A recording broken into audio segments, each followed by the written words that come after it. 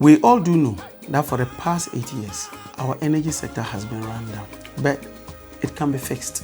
And His Excellency John Mahama is ready and willing to fix it, purely based on his track record. There are a few things that we can readily do.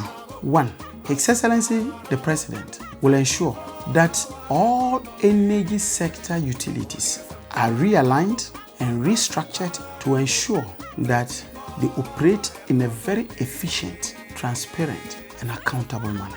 He is also determined to develop an energy sector strategic framework that will integrate the energy and the power subsectors. In other words, we'll try to integrate our petroleum sector with our power sector. His Excellency has also indicated that the cash waterfall mechanism that was introduced by him in 2015-2016 and which the current government has refused to make it operational or ensure that it works in a very efficient manner. His determination is that this mechanism will work and will be allowed to work so that all the players within the value chain will be helped to meet at least the operational cost. He has also indicated that the energy sector levies that came into being in 2015 as a result of the introduction of the Energy Sector Levy Act, that he will ensure that these monies are ring-fenced and used for what it is meant for. Because currently, we have clear evidence that monies that were supposed to be used to sort out the energy sector debt were misappropriated and used, for example, in the payment of pensions. But the question a lot of people will ask is that, what is this animal called cash waterfall mechanism? We all do know that the distribution end of our generation or our power subsector, which is ECG, is the greatest challenge we have in ensuring that the sector is financially viable. ECG is unable to account for the power they purchase and distribute to you and I.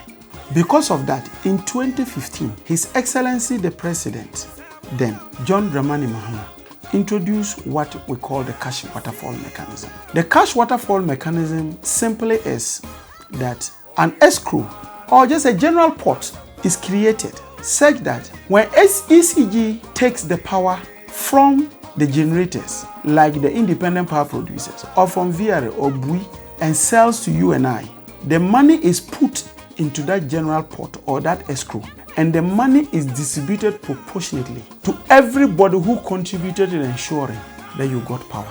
In this way, everybody at least will meet its operational cost. The Energy Sector Levy Act, on the other hand, or the energy sector levies, is just simply a particular tax handle. You recall that in 2015, His Excellency John Mahama said that over the period since independence up till now, at the time that we're introducing the act, that the energy sector was suffering from debt that had been accumulated from the days of Nkrumah through to Achampon, through to Rawlings, up to him. And he felt that the energy sector needed to be freed from this particular debt. So he appealed to Ghanaians to contribute a particular tax known as the Energy Sector Levy for 5 years.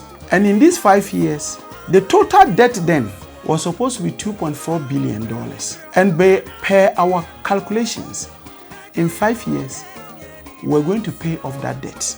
And so the act was promulgated in Parliament, and the levies we started collecting. And we're supposed to collect the levies for 5 years, which meant that by December 2020, that's 4 years, almost 4 years ago, we should have stopped paying the Energy Sector Levy Act. Unfortunately, you and I still pay that levy. And the sad part is that we have not been able to settle the debt. This is exactly what His Excellency the President says, that he will ring-fence those monies that you and I contribute and will use it to pay for the debt. And that at one point, Ghanaians will be freed of that particular levy. It will not be part of the levies or the taxes we will be paying.